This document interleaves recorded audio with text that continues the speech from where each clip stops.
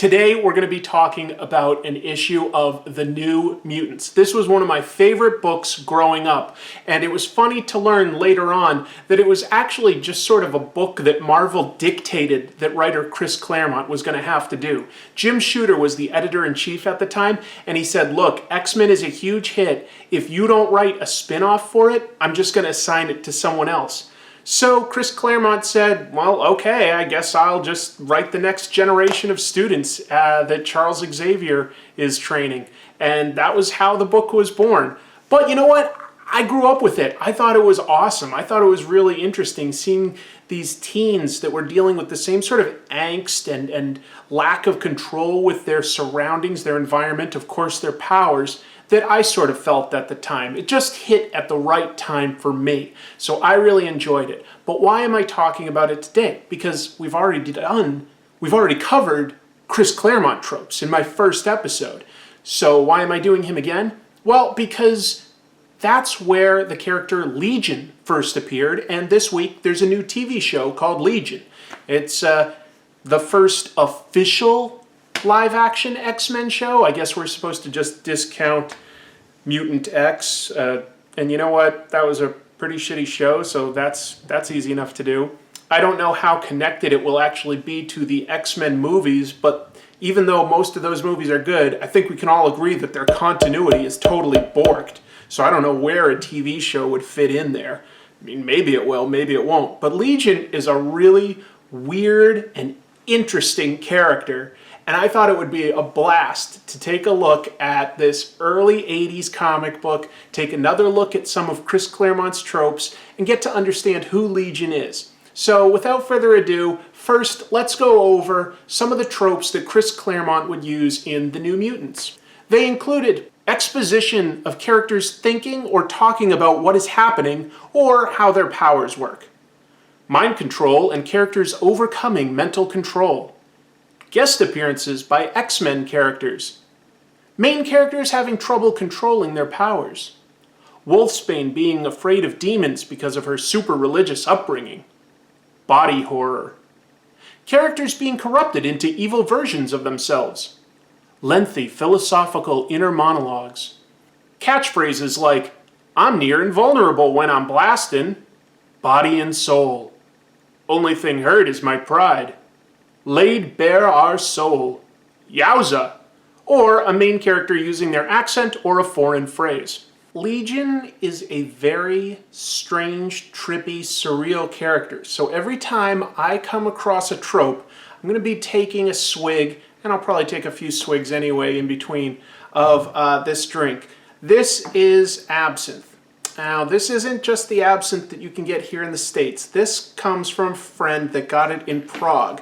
It's made from actual wormwood, which means it's a psychotropic. It's very strong, and it supposedly can make you hallucinate. Now, I've had it before. I've never really hallucinated, but it can get you blitzed really, really fast. So you have to be careful with absinthe.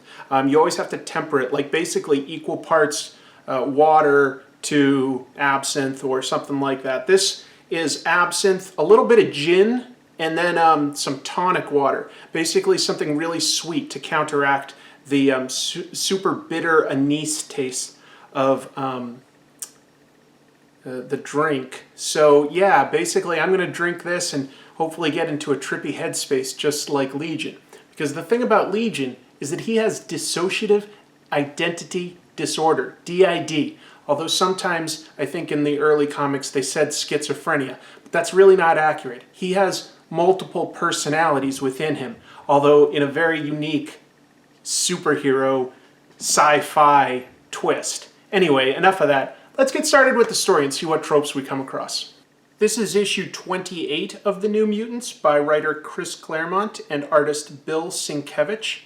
And you'll see right away that Sienkiewicz has a very trippy, surreal style. It's very much unlike anything you'd see by any other artists at the time at Marvel. Marvel had closer to a house style from the 60s into the early 80s, and then they started to let their artists experiment a little bit.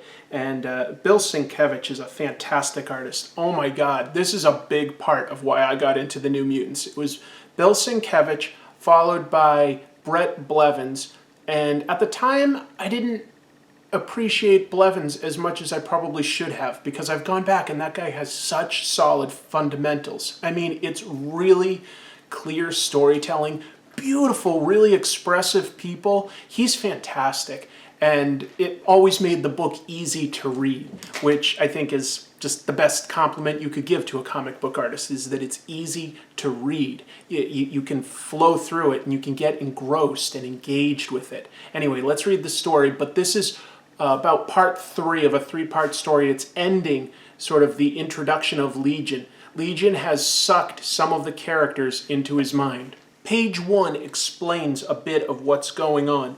Basically, Legion is better known as David Charles Haller, and he happens to be the son of Professor Charles Xavier, although Professor X grew up not knowing that he had this son. He had an affair with a woman named Gabriel Haller way in the past, like about 20 years ago, something like that, and she didn't tell him that she was pregnant. And this kid has grown up with his mother, a stepfather, and a lot of tragedy, as we will learn in this story. The first splash page sort of explains that everything here is taking place within David's mind. He has created this sort of mindscape, a surreal environment full of places that he knows, including Israel and Scotland, and he's pulled some people into his mind, including Professor X, the New Mutants Wolfsbane, Mirage, and Cypher, Professor X's friend and mutant expert Dr. Moira McTaggart, and David's mother, Gabriel Haller. And Professor X has befriended somebody named Jack Wayne, who's sort of a tough guy. Jack Wayne is actually one of Legion's personalities. We'll see that in a little bit. So that's a pretty weird beginning, I know, but it's definitely a trope of Claremont's.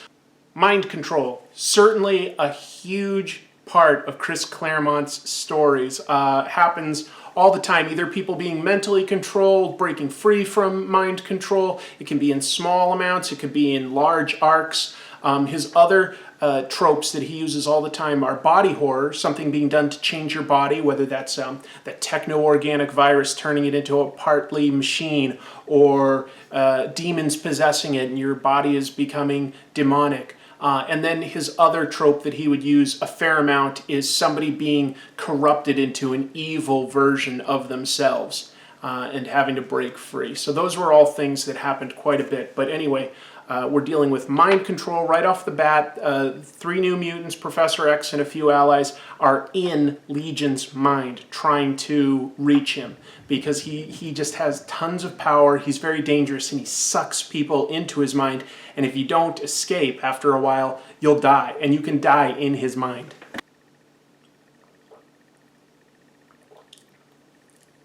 It's strong. Ooh, boy, that is a unique taste. Ooh, strong. The first people we actually meet are Professor X and Jack Wayne. They're climbing a mountain trying to reach the peak where they can actually talk to David or Legion. And Charles starts to fall off. Jack Wayne is able to save him with his telekinetic powers. The way Legion's powers work are he's a mutant and each personality within his head controls a different power. So he has access to a wide range of powers. He's one of the absolute most powerful mutants in the world. And Jack Wayne is kind of a scumbag. He's dangerous. He's a con man and he's only out for himself. Professor X doesn't really know that right now.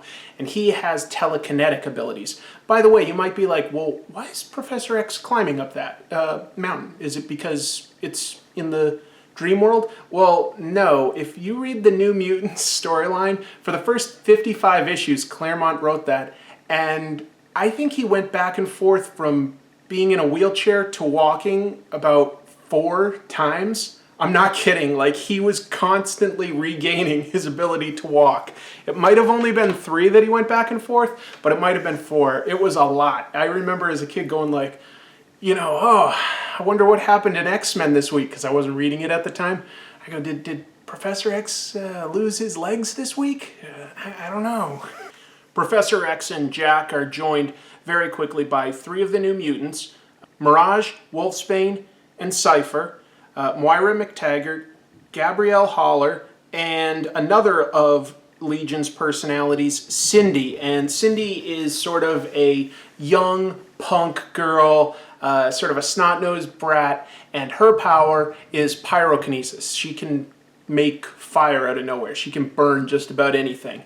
And she seems to have a crush on Doug Ramsey, aka Cypher, which is a really interesting idea. I mean, does that mean that on some level David is gay? How would you define that? I would really love to talk to a therapist who could explain this stuff to me.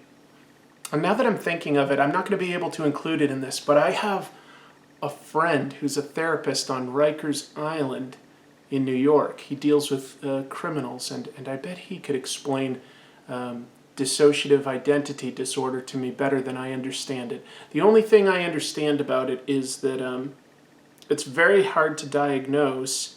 It used to be called multiple personality disorder. It's not the same as schizophrenia, because schizophrenia is like a fractured mind that isn't working properly in some fashion. But DID specifically means that the brain has segmented unique personalities, and they can even have their own separate memories, which means that other personalities can sort of black out and lose time and not have access to those experiences and memories. I definitely understand why Fox would want to look into doing a show like this. It would definitely be an interesting challenge for an actor and for writers to write like this. But we'll see. Is that how he's going to be portrayed on TV? Maybe, maybe not. It could be interesting. It's definitely worth checking out. Definitely I'm curious about checking it out at least 1 or 2 times. As they climb, some jets attack them. Cindy just burns them, and then Jack Wayne grabs the jets and hurls them into the mountain. Without thinking, that causes an avalanche. And everyone is okay, but Professor X is like, look, Jack, we need to work together. You can't be out for just yourself. Like, accidents will happen. We're going to need each other. I mean, that's Professor X. He's a team player, isn't he? And then on the next page, we see an interesting thing happen. Wolfsbane, also known as Rain Sinclair, talks to Moira and says, I didn't know how to put into words what I see. In this wolfen form, my senses are wonderfully keen, far more than any person's. And she goes on to explain that she senses something about Jack Wayne that she doesn't like. But what's funny is, she's explaining her powers, but she knows what her powers are, and not only does Dr. Moira McTaggart, who she's talking to, know what her powers are, she literally says, I know. So that's kind of funny that they would over-explain it like that. That's not 100% Chris Claremont's fault. Jim Shooter at the time, the editor-in-chief of all of Marvel Comics, had this edict that every comic book that Marvel published could be somebody's first. So he liked relationships and superpowers and things like that explained every issue, even though that really wasn't very realistic. So anyway, that's definitely something that happened. That's a trope, over-explanation, over-exposition. Sometimes people would think to themselves, this is how my power works. Here, Wolfsbane is telling Moira McTaggart that she has keen wolfen senses, and Moira's like, yeah, I know. I will say that even though Jim Shooter had that edict that every comic could be somebody's first, sometimes I look back at Chris Claremont's books, and I loved them, first of all. I loved X-Men, I loved New Mutants. But he would over-explain certain things. For instance, if a character like Beast was throwing an object to Cyclops, he'd be like, "Here you go, Scott, I'm tossing you the wrench." And Scott would be going, "It's arcing through the air, I'll catch it." They would say things like that. And I always got the sense that it meant that Claremont didn't necessarily trust his artists to convey these things. Like, it must have been in the script twice. Like, Beast throws wrench. Beast says, "Scott, I'm tossing you the wrench." It just always struck me as odd. I don't understand why he would sort of double up in explaining what's going on. I think you could find that in just about every issue, but it's a little nitpicky, so I'm not digging for it right now. Moving on with the story, a huge storm crops up out of nowhere, starts pushing them on the mountain. Not only that, the mountain itself starts growing spikes, poking them and pushing them off the ledges. So they're in a lot of trouble, and we cut away to a subplot. This subplot has nothing to do with the overall story that we're reading. It sort of factors in later, but it isn't super essential. Basically, Magneto is starting this semi-arc of redemption at this point in time. And a human woman named Lee Forrester, she was a military woman of some sort. She had recently saved Magneto from drowning, and the two of them are on an island, and Magneto's starting to fall for her. And she's just sort of scared because, first of all, he's super powerful. Second of all, he's a known supervillain. And specifically, he's known for hating humans. So she's like, "Yeah, I get that you're into me, but I'm not sure I'm comfortable with this." Anyway, it doesn't really have much to do with anything else. Although, I will say, it's sort of another trope. X-Men guests. Lots of X-Men would appear in New Mutants. Professor X, I'm not really going to call a guest because he was a supporting character at the time. And eventually Magneto became an ongoing supporting character. But at this point in time, he was really more of an X-Men character, and he just has this small subplot that we see. We'd see other ones with the Hellfire Club and a few others, but every once in a while you just get Rogue or Colossus or Wolverine for just a panel or two because they all live in the same mansion. So that was always kind of fun. It felt like it was taking place in a shared universe, and it wasn't an important crossover. It was just a shared environment. I always liked that as a kid. Anyway, X-Men guests, you could count on that. I didn't take a second sip when I came across the second one, did I? The over-exposition. So I should be taking a pretty good gulp of this. I can always make more.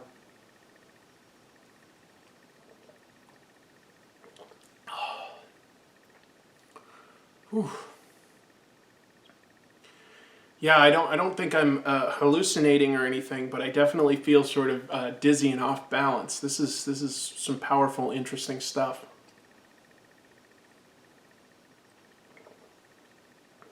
Oh, it's good. As our heroes are getting pushed off the mountain, Jack Wayne uses his telekinetic abilities to rip off a chunk of dirt. They all climb onto that, and he starts lifting them up. But he explains that he's not necessarily powerful enough to just simply raise them all the way to the top when he's fighting the storm. And the fact is, at the very top, one of the dominant personalities of David, Legion, he's just called the Arab by most of them. He's a small boy named Jamail. And Jamail has telepathic powers, which enables him to change the reality of the world that they're in right now. So, yeah, Jack could simply go up, but Jamail could then make the tower even taller. It's hard to combat that. They have to do it in a more subtle approach. Professor X decides they need to distract Jamail, and to do that, he has Mirage use her powers. And Mirage's powers were that she could bring up somebody's greatest fear and project it as a lifelike, three-dimensional image. It was limited, though. It couldn't physically interact with people, and I don't think it could make sound, so it was purely an image. That's why she's called Mirage, her code name. Anyway, Professor X is bolstering her power with his own. The only sort of bummer is that we don't get to see what Jamail fears. He just sort of panics. Everybody jumps off the platform, and they're finally at the top of the tower, where there's a huge black dome, just completely black. There's no light going in or coming out. And so anyway, somewhere in there is David, and they need to enter that. This is where Cypher sort of has his only real moment in this issue. He says, you know, one time there was a Star Trek episode where the crew of the Enterprise was trying to save Captain Kirk on a planet below, and they were firing their phasers and it wasn't doing anything, but it was all an illusion. The phasers actually were working. And so Professor X is like, good point, and he simply walks into the Black Dome. It's as easy as that. Cypher was a character that I thought was so awesome, and he was not popular at all in the early 80s. They killed him off. I think they brought him back later. I'm not super up to date on my X-Men. I think eventually they brought him back to life somehow. I'm not sure how. But he wasn't popular at the time because his powers were not action-based. His powers were that he could learn any language. That meant he could, any foreign language, but he could speak to aliens. He could understand programming better than anyone, so he was amazing with computers. But of course, this was the early 80s, and computers weren't quite what they are today. He talked about using dial-up modems and hacking into back doors of servers, so it was fairly accurate, but there was no internet as we know it today. Anyway, I always thought that that was so amazing. I was like, oh man, if I had that ability, I could go to Japan, I could go to Russia and just talk to somebody, talk to just a complete stranger at a restaurant. I thought that was so exciting and cool. And being able to know how to use computers without really having to try, I thought that was just awesome. I thought that would be just in the real world, I thought that would be the coolest power. I really did. But at the time, I guess, a fight scene would happen and Cypher couldn't do much, so he wasn't very popular at the time, unfortunately for me. Just before the group enters that dome, we have another trope, somebody using their accent. Claremont loved giving his characters accents. It was pretty cool. It made the book seem like it was more of a pastiche of all sorts of diverse cultures, people from all over the world, but some of the accents were more over the top than others. For instance, the way Gambit and Rogue talked with their southern accents, that always seemed over the top. Actually, Cannonball was a New Mutant that also had a really over-the-top southern accent. Some of those could sometimes irritate me a little bit. In this case, Wolfsbane, or Rain Sinclair, she's from Scotland, and she definitely talks with her accent. It's interesting that we get this far in before she really uses it, but she simply says, "Och, thank heaven the mess is done, I'm drenched." Cypher says, "Hey, you're drenching us. We should put you on a leash." And Wolfsbane replies, "Try it, laddiebuck, I dare you." Laddiebuck, I assume that that's a real phrase. I don't know that one, but Chris Claremont spent part of his youth growing up in England, so I assume he knows the Scottish accent. I trust him on that one. Accents.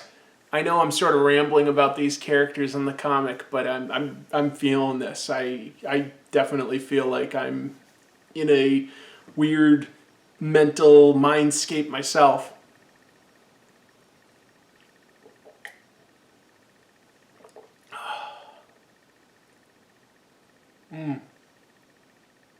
You get used to it.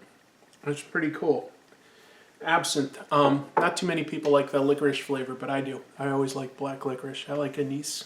As Professor X is the first to enter that black dome, he sees fragments, shards of glass that I guess represent parts of David's personality and memories. And Professor X has this huge sort of thought process, just thinking to himself. He says, "Of all the things I have ever encountered, this remains the most wondrous and most sad. Wondrous because of the mind's infinite potential, sad because that potential has for so long remained unfulfilled. the core of a living person's being, the seat of memory and awareness, perhaps even the soul. Here at last I pray I shall find my son. Lengthy inner monologues. Everyone in Claremont Comics had them. They loved to philosophize and soliloquize. That's just what they did. And you know what? That's just what comics were at the time, and I liked it. They were more poetic than they are today. I think it helped the writers sort of stretch those poetic muscles in a way. It was fun.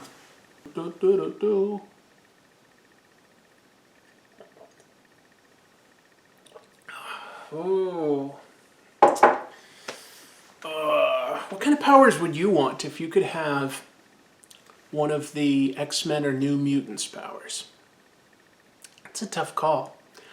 Sometimes I think Jean Grey, telekinesis and telepathy would be pretty amazing. But in the real world, if there were no other people with superpowers, Cypher, I would love to just be able to go to any country, anywhere, and be able to speak and fit in. I think that would be really cool. Be really good at computers too, so you could probably do just about any job and make tons of money. All right, let's finish up the story. So the group walks through all the shards and they see glimpses of David's life and memories. His mother Gabriel, his mother Gabriel. I don't know if I'm saying it right. Gabrielle? Gabrielle. I keep saying Gabriel, but a woman would be Gabrielle, right? Right. Gabrielle sees memories of his childhood and how happy he was at the time, and she feels bad that his life took a dark turn. So the memories can cut you if you touch them, and they're sort of shattered, but instead of them being attacked, it seems like some of the pieces are being drawn together and other shards are being thrown at them. And Professor X is wondering, why isn't Jamail just flat out attacking all of us? What's going on? It's a little confusing, but eventually we'll figure out what's happening. But in the meantime, they're all exposed to essentially David's origin as a mutant. As a kid, his mother was an ambassador in Israel. And one day, at their apartment, David is a young boy, his mother, and his, they call it his godfather, but I think you could also say stepfather, Daniel. They're all just in their apartment, and some terrorists break in and start to attack them. They kill Daniel, and they're about to shoot everybody else. The terror of it all activates David's powers. He kills these 3 terrorists, which include Jamail, a young boy, and he makes this telepathic connection. He uses telepathy for the first time. And it brings Jamail into his head. It creates a new personality based on Jamail and associates telepathy with that character. Gabrielle sees this memory and begins attacking Jamail, who doesn't really defend himself. Meanwhile, a bunch of those shards are getting thrown at the professor. Wolfsbane knocks him out of the way, but then he gets hit with another round. Why? Because Jack Wayne was using his telekinetic powers to gather up those shards, and he was the one attacking people. Jamail is not evil. At least this personality within David, he's not a terrorist anymore. He's part of David. He's had access to his memories. I don't understand whether Jamail is literally Jamail brought into David's mind, or if David just sort of copies those memories and personality and compartmentalizes that as a new personality within himself. I couldn't say. It's confusing. At this point in time, Legion essentially had 3 powers, and we've met them all. Jamail, the telepath, Jack Wayne, the telekinetic, and Cindy, the pyrokinetic. although they knew that there was potentially more personalities. And these days, if you meet Legion, he has literally thousands of personalities. And two superheroes, Dr. Nemesis and Mr. Fantastic, great names, gave him some sort of wristband that allows him to just basically access those powers. Feels like a cheat instead of dealing head on with what it would be like to live with DID. I think that would be more interesting. Anyway, in the story, the group understands that they're being attacked by Jack Wayne. Mirage steps up and distracts Jack Wayne with an image that he fears, which in this case is Professor X loving young David. I guess maybe he understands that would somehow heal David's psyche in a way. Maybe at least that's what he thinks. And while he's distracted, Mirage goes on to wake up the knocked out Jamail, communicate with him. I'm drunk. Shit, I am having the hardest time just describing these pages, man. We're almost done with the issue. You know what? I'm just going to finish this off. It's good.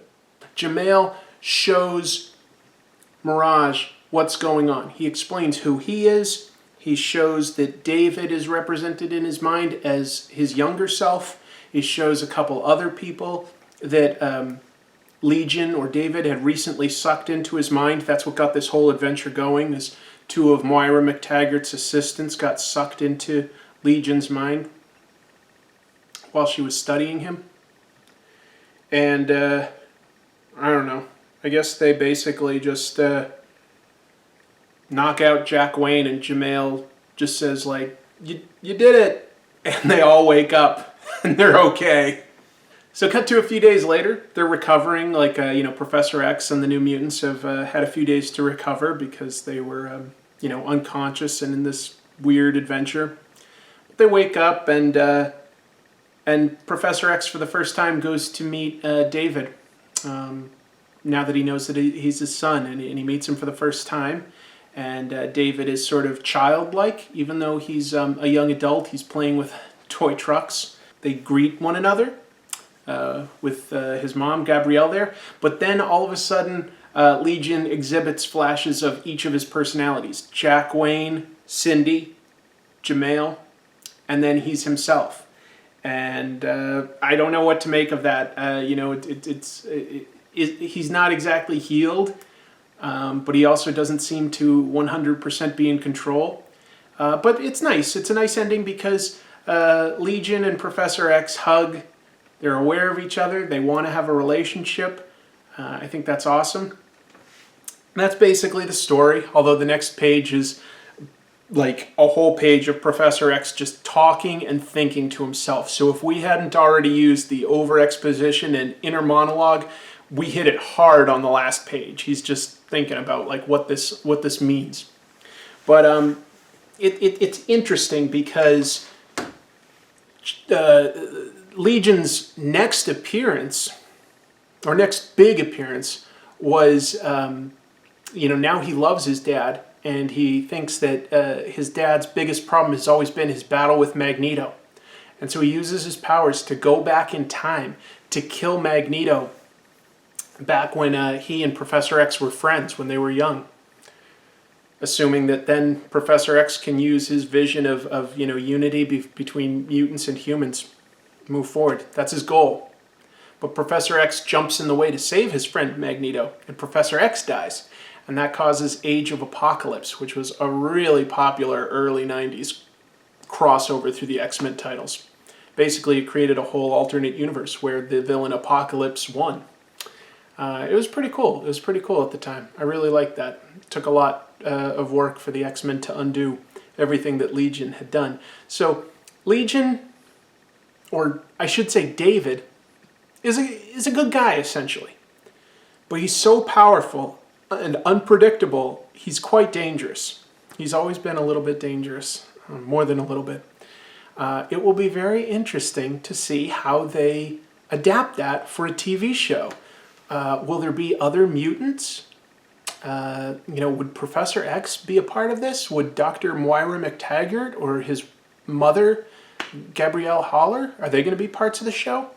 I think that at least some of them would make a lot of sense. Way later in the comics, more recent years, David gets a girlfriend. I think she's called Blind Spot, and she acts pretty well as an anchor. You know what? I just realized I'm totally blitzed. I can't focus on anything. I liked this issue. I like it a lot. Bill Sienkiewicz art is badass. If you ever want to see some of his great early work, read the Elektra Lives story that he illustrated. That thing is awesome.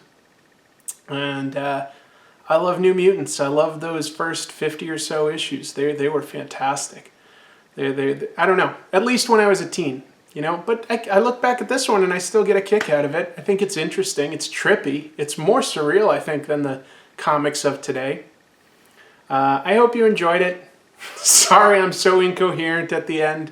Let me know what you think of New Mutants, of Chris Claremont, of Bill Sienkiewicz, and if you watch the Legion show, I'd be curious to hear your opinions on that, so leave those in the comments below, and until next week, keep reading comics.